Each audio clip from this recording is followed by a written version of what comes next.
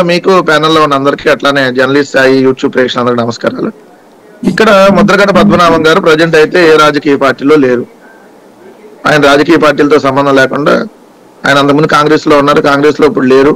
So తర్వాత ఆయన కాపులో reservation అనే అంశంలో తునిలో ఆయన ఏదైతే ఆయన సబ్ పెట్టారో అప్పుడు రైలు కూడా తగలబెట్టడం జరిగింది. ఈ ఇన్సిడెంట్లన్నీ మనం చూసిన తర్వాత ఆయన ఆ రోజు తెలుగుదేశం ప్రభుత్వంలో ఆయన్ని ఏ విధంగా ఇబ్బందులకు గురి చేశారో అవన్నీ కూడా మనకు తెలిసినటువంటి వాస్తవాలు. సో దాని తర్వాత జరిగినటువంటి పరిణామాల్లో రీసెంట్ గా ఒక నెల ఆడియో తేడా వస్తుంది చూడండి ఒకసారి. ఇదే పవన్ కళ్యాణ్ గారు ఏదైతే ముద్రగడ పద్మనాభం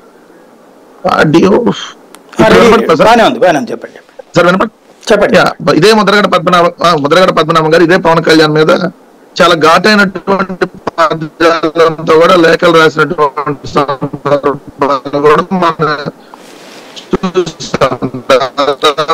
సిగ్నల్ తేడా వస్తున్నట్టుందండి. ముద్రగడ పద్మనాభం గారు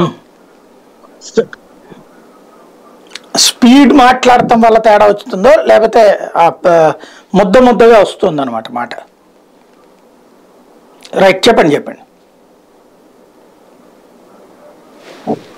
డిస్కనెక్ట్ అయినట్టుంది. మళ్ళీ మీ దగ్గరకు ఇప్పుడు చెప్పండి.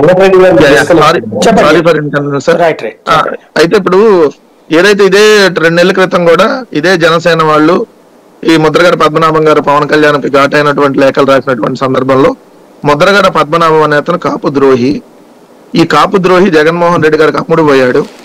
జగన్మోహన్ రెడ్డి గారి ప్యాకేజీలు ఇస్తే ద్వారంపూడి చంద్రశేఖర్ రెడ్డి గారి దగ్గర నుండి వాటిని పట్టుకొని వెళ్ళి కాకినాడలో అందించేవాడు. ఆ ద్వారంపూడి ఇచ్చినటువంటి ప్యాకేజీలు తీసుకొని ముద్రగడ కాపు జాతిని జగన్మోహన్ రెడ్డి గారి దగ్గర తాకట్టు పెట్టారు. నేను ఎందుకు ఈ మాటలు గుర్తు చేస్తున్నానంటే, ఒక పార్టీలో ఆయన లేడు, మా పార్టీకి ఏ రోజు కూడా మద్దతు ఇవ్వాలి. ఆయన 2014లో కానీ లేదా 2019లో కానీ మేము 2 జనరల్ ఎలక్షన్స్ ఫేస్ చేసాం. మొన్న కూడా అనేక స్థానిక సంస్థల ఎన్నికలు ఫేస్ చేసాం ఇదే గోదావరి జిల్లాలో. సో బై ఎలక్షన్స్ కానీ అన్ని ఫేస్ చేసినటువంటి సందర్భంలో ఎక్కడ ఆయన వైఎస్ఆర్ కాంగ్రెస్ పార్టీకి ఓటు వేయమని చెప్పాలా, వైఎస్ఆర్ కాంగ్రెస్ పార్టీకి మద్దతుగా అక్కడ ఒక్క మాట కూడా ఆయన మాట్లాడినటువంటి సందర్భాలు లేవు. ఇంకా ఈడబ్ల్యూఎస్ రిజర్వేషన్ అంశంలో మా ప్రభుత్వానికి అయితే లేఖలు రాసినటువంటి సందర్భాలు కూడా ఉన్నాయి. సో కానీ ఆయన్ని ముద్రేశారు. వైసీపీకి సంబంధించి ఆయన వైసీపీ దగ్గర డబ్బులు తీసుకుంటున్నాడు. సో ఈ రకాల ముద్రేశారు. ఇప్పుడు మేము డబ్బులు ఇవ్వడం ఆపేశాము, అందుకని ఇప్పుడు జనసేన వాళ్ళు ఏమైనా డబ్బులు ఇచ్చి తీసుకుంటున్నారని చెప్పి మరి దాన్ని భావించాలా? నేనైతే ఆ విధంగా అంటల్లా. ఎందుకన్నా అంటే ఒక సందర్భంలో ఆయన ఒక రిజర్వేషన్ అంశంలో పోరాడుతున్నప్పుడు సో ఆయన్ని ఒక న్యూట్రల్ బయాస్ గా తీసుకోకుండా ఒక పార్టీకి ముద్రేసి ఇదే మాట్లాడినటువంటి వ్యక్తులు ఈ రోజు రాయబారానికి పంపించారు. ఇదే జనసేన వాళ్ళు మాట్లాడారు, ఇదే జనసేన వాళ్ళని ఆయన అన్నాడు అని కూడా పెద్ద సంవత్సరాలేం గడవల, 2 నెలల క్రితమే. మళ్ళీ ఇప్పుడు రాయబారానికి పంపించి జాయిన్ చేసుకుంటున్నారని వస్తా ఉంది.